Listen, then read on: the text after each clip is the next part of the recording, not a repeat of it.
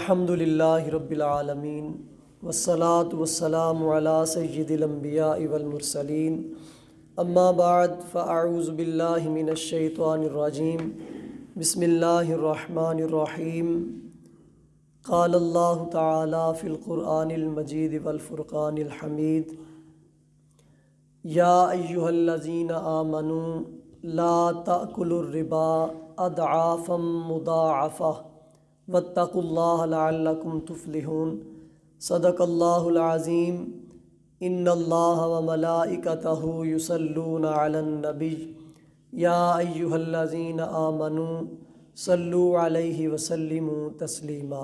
درود پاک پڑھیے۔ الصلاۃ والسلام علیک یا رسول اللہ وعلی آلک واصحابک یا حبیب اللہ۔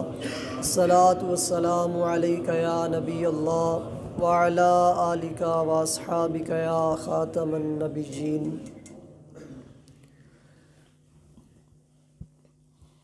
اللہ تبارک و تعالیٰ کے فضل و کرم سے آج 8 رمضان المبارک ہے اور عشرہ رحمت تقریباً ہم سے جدا ہونے والا ہے۔ آج کی ہماری گفتگو کا موضوع سود کی حرمت کے حوالے سے ہے۔ اللہ تعالیٰ ہمیں حق بیان کرنے، حق سننے اور اس پر عمل کر کے زندگی بسر کرنے کی توفیق عطا فرمائے۔ آج کا بیان تھوڑا سا سمجھنے کے ساتھ تعلق رکھتا ہے۔ میں کوشش کروں گا کہ ذرا آسان انداز سے آپ کو سمجھا سکوں۔ اللہ کرے یہ بات ہماری سمجھ میں آ جائے۔ قرآن پاک کے اندر کئی مقامات پر اللہ تعالیٰ نے سود کی حرمت کو بیان کیا ہے۔ میں ان میں سے صرف 2 آیات آپ کے سامنے پیش کروں گا۔ ایک مقام پر ارشاد فرمایا، یہ سورہ بقرہ ہے، آیت نمبر 275 ہے۔ فرمایا وَأَحَلَّ اللَّهُ الْبَيْعَ وَحَرَّمَ الرِّبَا، اللہ نے تجارت کو حلال کیا ہے اور سود کو حرام کیا ہے۔ دوسرے مقام پر ارشاد فرمایا، یہ سورہ آل عمران ہے اور اس کی جو آیت نمبر ہے یہ 180 ہے۔ اللہ تبارک و تعالیٰ ارشاد فرماتا ہے، یا ایہا الذین آمنوا لا تأکلوا الربا اضعافا مضاعفہ، اے ایمان والو دگنا دگنا کر کے سود نہ کھاؤ، واتقوا اللہ، اللہ سے ڈرو، لعلکم تفلحون، تاکہ تم فلاح پا جاؤ، تاکہ تم کامیاب ہو جاؤ۔ اس کے علاوہ بھی کئی مقامات پر اللہ تعالیٰ نے سود کی حرمت، اس کے بھیانک انجام کو اور اس کی سزاؤں کو بیان کیا ہے۔ قرآن پاک کے اندر اللہ تعالیٰ نے سود کے حوالے سے جو سزائیں بیان کی ہیں وہ 5 قسم کی ہیں۔ پہلی سزا سود خور، جو سود لینے والا، سود کھانے والا ہے، اس کی پہلی سزا بیان کی ہے التخبط۔ تخبط کا مطلب ہوتا ہے کہ جس بندے پر آسیب ہو نا، سایہ جسے ہم کہتے ہیں، جب اس پر آسیب غالب آتا ہے تو وہ اپنے حواس کھو بیٹھتا ہے۔ اسے کوئی خبر نہیں ہوتی کہ وہ کہاں کھڑا ہے، وہ بیٹھا ہے یا کھڑا ہے یا لیٹا ہے۔ بعض لوگوں کو یہ بھی دیکھا گیا ہے کہ جب ان پر آسیب کا حملہ ہوتا ہے تو چھت سے وہ چھلانگ لگا دیتے ہیں، انہیں پتہ ہی نہیں ہوتا کہ ہم نے کیا کیا ہے۔ تو اللہ تبارک و تعالیٰ قرآن پاک میں فرماتا ہے، لا یقومون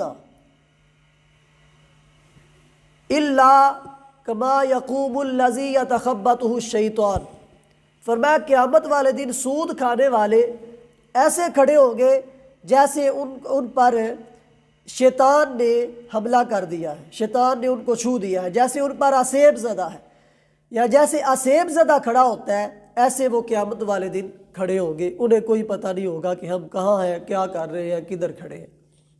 یہ پہلی سزا بیان کی ہے۔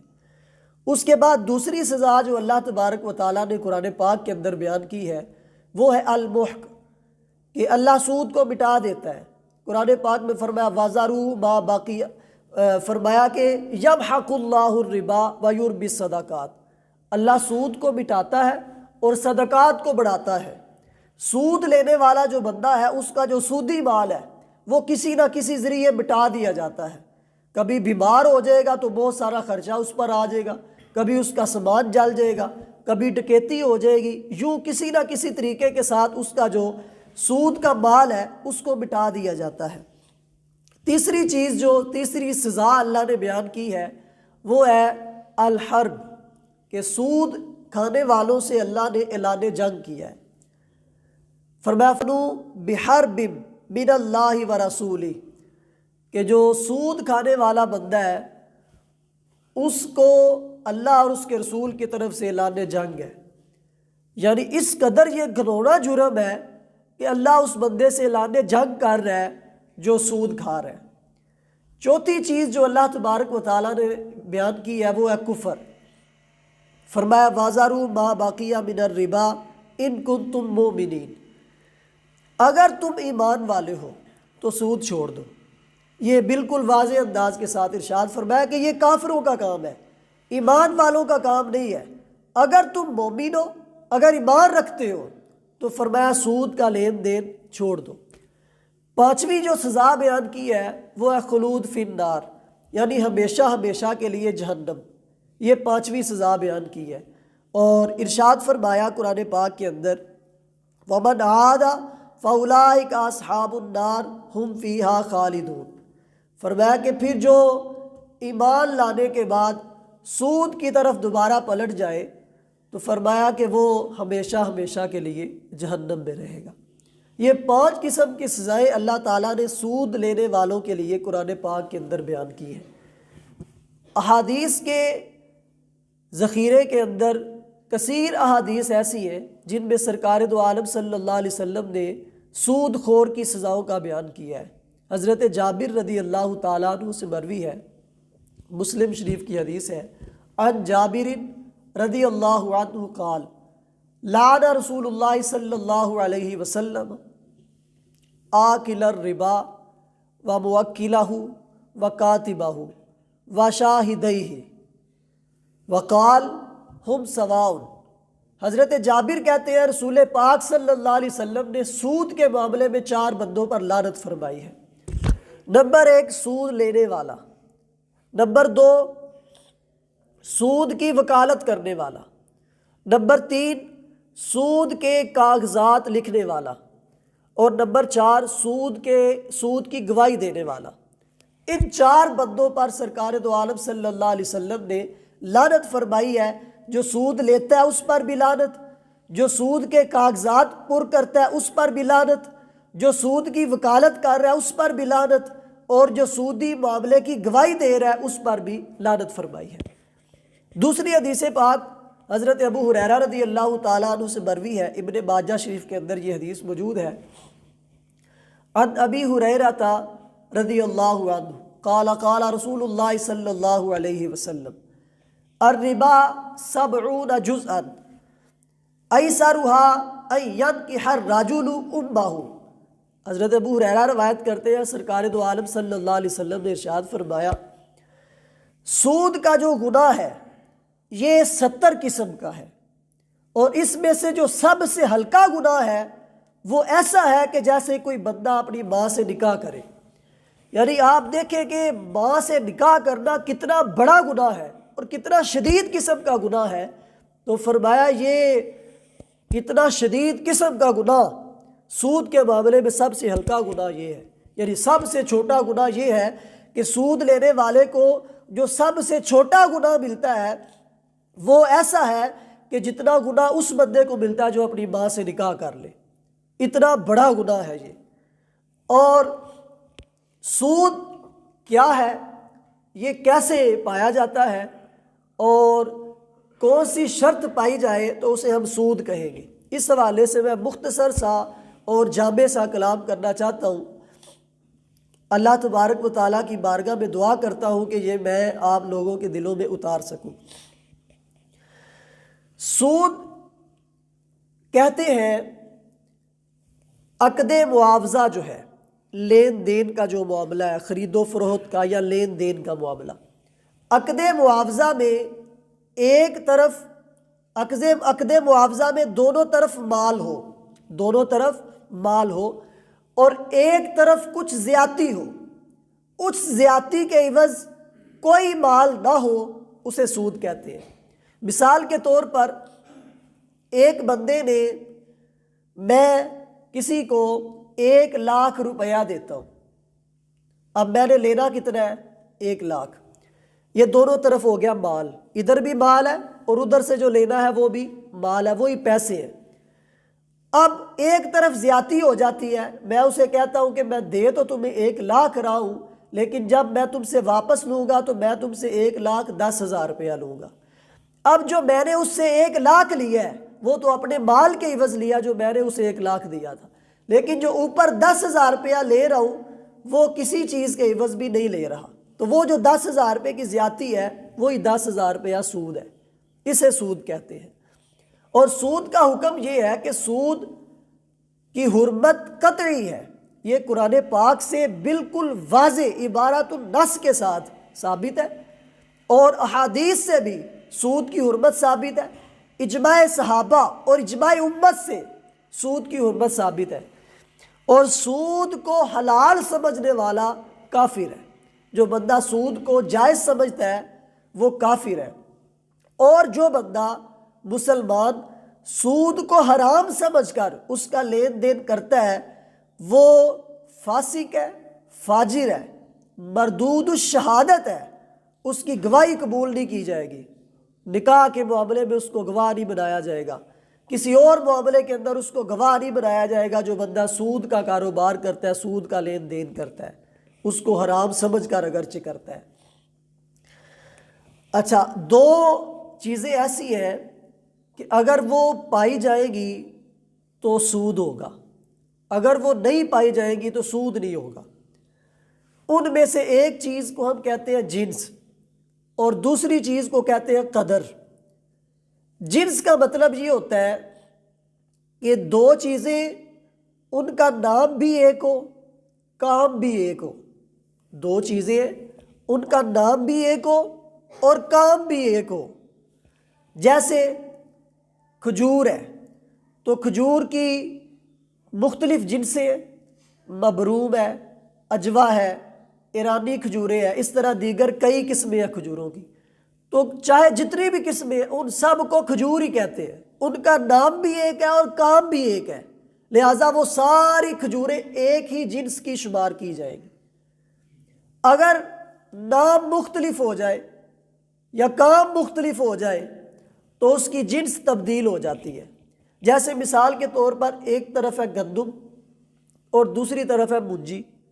اب گندم کا نام الگ ہے، منجی کا نام الگ ہے، گندم کا کام الگ ہے، منجی کا کام الگ ہے، تو یہ دونوں چیزیں مختلف جنسوں کی ہیں، دونوں ایک جنس کی نہیں ہے، گندم الگ جنس کی ہے اور منجی الگ جنس کی ہے۔ دوسری چیز ہے قدر۔ قدر کہتے ہیں کسی چیز کو تول کر یا ناپ کر دینا، یعنی وہ چیز کیلی ہو، ناپ کر دی جانے والی ہو، یا موزونی ہو، اس کا وزن کر کے دیا جاتا ہو۔ یہ دو چیزیں ہیں، جنس بھی ایک ہو اور دوسرے نمبر پر وہ چیز کیلی یا موزونی ہو، یہ دونوں چیزیں پائی جائیں گی تو پھر سود ہوگا، وگرنہ نہیں ہوگا۔ اب اس اعتبار سے اس کی 4 قسمیں بنتی ہیں۔ پہلی قسم یہ ہے کہ دونوں طرف جنس بھی ایک ہو اور قدر بھی پائی جائے، یعنی وہ چیز موزونی ہو یا مکیلی ہو، تو اس صورت میں زیادتی بھی حرام ہے اور ادھار لینا دینا بھی حرام ہے۔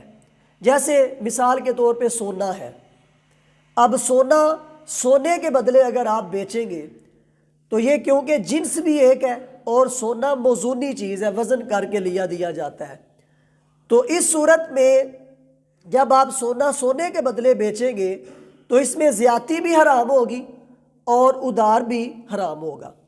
اسی طرح گندم ہے تو گندم جب آپ گندم کے بدلے میں بیچیں گے تو کیونکہ جنس بھی ایک ہے اور گندم مکیلی چیز ہے، یعنی اگرچہ ہمارے دور کے اندر یہ وزن کر کے لی جاتی ہے، لیکن اس کے بارے میں قاعدہ یہ ہے کہ جن چیزوں کو سرکار نے مکیلی قرار دیا ہے وہ ساری زندگی مکیلی ہی رہے گی، اور جن کو سرکار نے موزونی قرار دیا وہ موزونی رہے گی۔ اور گندم کو سرکار دو عالم صلی اللہ علیہ وسلم نے مکیلی قرار دیا ہے، وہ وہاں اس وقت ناپ کر لی جاتی تھی، سا کے اعتبار سے اور دیگر جو ہے وہ پیمانے ہوتے تھے ان کے اعتبار سے ناپ کر لی اور دی جاتی تھی۔ تو گندم اگر گندم کے بدلے میں بیچیں گے تو اس میں زیادتی بھی حرام ہوگی۔ آپ نے دی جو ہے وہ من ہے، لیکن لینے کے وقت آپ 1.5 من کا تقاضا کر رہے ہیں، تو یہ زیادتی بھی حرام ہے، اور گندم کا ادھار لینا دینا بھی حرام ہے۔ آپ کہتے ہیں کہ تم مجھے آج جو میں تمہیں ایک گندم کا ایک من کے عوض بیچتا ہوں، تو وہ فوراً ہاتھوں ہاتھ لینا دینا، ایسا نہیں ہے کہ ٹھیک ہے تم آج مجھ سے لے جاؤ تو کل مجھے واپس کر دینا، ایسا نہیں ہوگا۔ دوسری صورت ہے کہ ایک شرط پائی جائے دوسری نہ پائی جائے، یعنی اس کے اندر قدر تو پائی جائے لیکن جنس نہ پائی جائے۔ جیسے مثال کے طور پر گندم اور منجی ہے، اب گندم بھی ہم تول کر دیتے ہیں اور منجی بھی تول کر لیتے ہیں، اس کے اندر قدر تو پائی جا رہی ہے لیکن جنس الگ الگ ہے، گندم الگ جنس کی ہے، منجی الگ جنس کی ہے۔ اب گندم اگر آپ منجی کے عوض بیچیں تو اس میں زیادتی تو جائز ہے کہ آپ 1 من گندم دیں اور اس کے بدلے میں 1.5 من منجی لے لیں، یہ جائز ہے، لیکن اس میں بھی ادھار جائز نہیں ہے، یہ ہاتھوں ہاتھ معاملہ کرنا ہوگا، فوراً لینا دینا ہوگا۔ دوسری چیز ہے کہ جنس ایک ہو لیکن مکیلی یا موزونی چیز نہ ہو، وہ جیسے بھینس ہے، بھینسیں ہیں، بکریاں ہیں، گائے ہیں، یا اس طرح کے جانور ہیں، ان کی جنس تو ایک ہے۔ ایک بندے نے کہا کہ یار تم مجھ سے 2 بھینسیں لے لو اور مجھے وہ اپنی جو فلاں بھینس ہے ایک وہ مجھے دے دو، یعنی 2 بھینسوں کے بدلے مجھے 1 بھینس دے دو۔ اب یہ جنس ایک ہے لیکن کیونکہ بھینسیں نہ تو وزن کر کے لی دی جاتی ہیں اور نہ ہی وہ ناپ کر لی دی جاتی ہیں، تو اس کے اندر دوسری شرط نہیں پائی جا رہی، تو اس میں زیادتی تو جائز ہے کہ 1 کے بدلے 2 لینا، یہ جائز ہے، لیکن اس میں بھی ادھار جائز نہیں ہے، یہ معاملہ فوراً ہاتھوں ہاتھ جو ہے وہ اسی جگہ پر کرنا ہوگا۔ چوتھی چیز یہ ہے کہ دونوں ہی شرطیں نہ پائی جائیں، نہ وہ چیز جو ہے وہ اس کی جنس ایک ہو اور نہ ہی اس کے اندر مکیلی یا موزونی کا ہونا ضروری ہو، تو اس صورت میں زیادتی بھی جائز ہے اور ادھار بھی جائز ہے۔ جیسے مثال کے طور پہ میں کسی سے کہتا ہوں کہ تم مجھ سے یہ موبائل لے لو اور مجھے وہ فلانی کتاب دے دو، اب کتاب کی جنس الگ ہے، موبائل کی جنس الگ ہے، اور نہ ہی موبائل ہم تول کر لیتے ہیں اور نہ ہی کتابیں تول کر لیتے ہیں، تو اس صورت میں ادھار لینا دینا بھی جائز ہوگا اور زیادتی بھی جائز ہوگی۔ یہ 4 صورتیں اس کی بنتی ہیں۔ کچھ چیزیں ایسی ہیں کہ جو ہمارے عرف کے اندر ان کا لین دین چلتا ہے لیکن ہم ان میں غور نہیں کرتے۔ مثال کے طور پر ایک چھوٹی سی مثال ہے، گھروں کے اندر عموماً ایسا ہوتا ہے کہ آٹا ختم ہو گیا تو ہم بچے کو بھیجتے ہیں کہ جاؤ ہمسایوں کے گھر میں ان سے کہو کہ ہمیں آج نہ وہ ایک ٹوپا یا ایک وہ فلاں برتن جو ہے وہ آٹے کا دے دیں، تو ہم جب اپنا آٹا لے کر آئیں گے تو ہم ان کو واپس کر دیں گے۔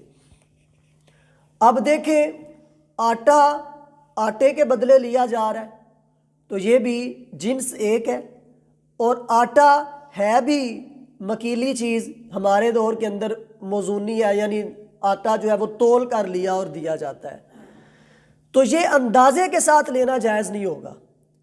بعض دفعہ ہوتا یہ ہے کہ وہ عورتیں وہ جو ٹوپا ایک ہوتا ہے اس میں آٹا تو لے لیتی ہیں اور اس کو بڑا دبا کے لیتی ہیں اور وہ اسے کہتے ہیں ٹیشی لگا کے لیتی ہیں یا اوپر سے ہاتھ پھیر کے لیتی ہیں، اور بعد میں جب دینا ہوتا ہے تو بعض اوقات لیا تو وہ دبا کے تھا لیکن دینے کی باری جب آتی ہے تو وہ ذرا نرم دبائے بغیر ہی آٹا بھر کے جو ہے واپس کر دیا جاتا ہے، یا اندازے کے ساتھ لے لیا جاتا ہے کہ 2-4 ایسے بک بھر کے وہ تم مجھے دے دو میں تمہیں واپس کر دوں گی، تو اس طرح کیا جاتا ہے۔ یہ اندازے کے ساتھ لینا اور دینا جائز نہیں ہے۔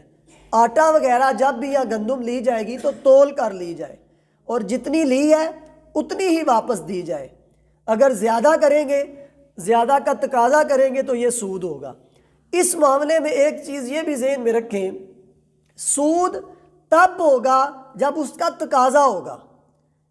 میں نے کسی کو 1 لاکھ روپیہ دیا ہے تو میں اس سے تقاضا کر رہا ہوں کہ بھائی میں تمہیں تب 1 لاکھ دوں گا جب واپس کرتے وقت تم مجھے 1,10,000 دو گے۔ اگر میں تقاضا نہیں کر رہا، میں کہتا ہوں کہ ٹھیک ہے مجھ سے 1 لاکھ روپیہ لے لو جب تمہارے پاس ہوگا، یا مجھے 2 مہینوں بعد تم 1 لاکھ واپس کر دینا، تو یہ جائز ہے۔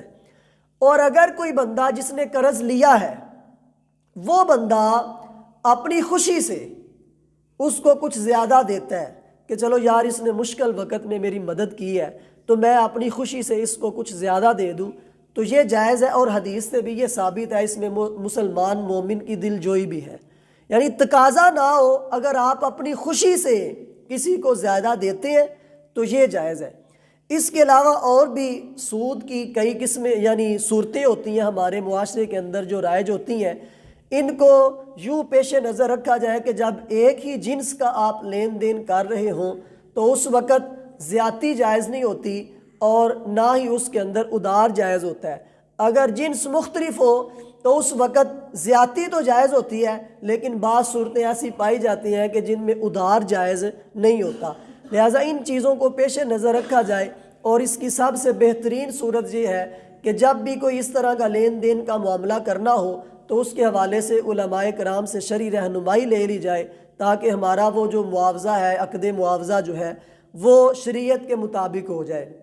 انشاءاللہ آگے بھی کئی اس طرح کے موضوعات آ رہے ہیں، تو ان کے اندر پھر مزید جو ہے وہ اس پر گفتگو کریں گے۔ میں نے وہ قسطوں والے مسئلے لوگ پوچھتے ہیں کہ قسطوں پر چیز لینا دینا سود تو نہیں ہے، اس کا ایک الگ سے پورا موضوع رکھا ہوا ہے، اس پر انشاءاللہ جب اس کا وقت آئے گا تو اس پر مکمل تفصیلی گفتگو کریں گے۔ دیگر بھی انشاءاللہ کئی اس طرح کے موضوعات جو ہے وہ آئیں گے آگے۔ اللہ تبارک و تعالی ہمیں قرآن و سنت کو سمجھنے اور اس پر عمل کر کے زندگی بسر کرنے کی توفیق عطا فرمائے۔ آمین بجاہ النبی الامین صلی اللہ تعالی علیہ وآلہ وسلم۔ الصلاۃ والسلام علیک یا رسول اللہ وعلی آلک واصحابک یا حبیب اللہ۔